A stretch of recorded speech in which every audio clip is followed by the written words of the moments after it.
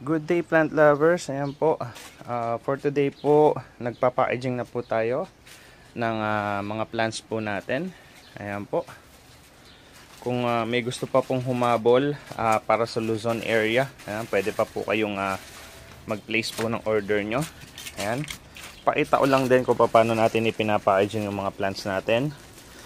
Ayan. Binabawasan natin sila ng potting mix.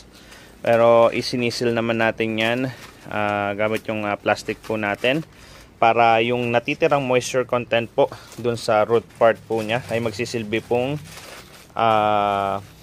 tulong po habang nasa biyahe po yung ating mga plants po. Ayan, ganyan po natin sila ipinapa-aging po. Ayan, kung may gusto pa po na mag-place po ng inyong mga orders, ayan, message na po kayo sa ating Juanito's Garden Facebook page po. Ayan, maraming salamat.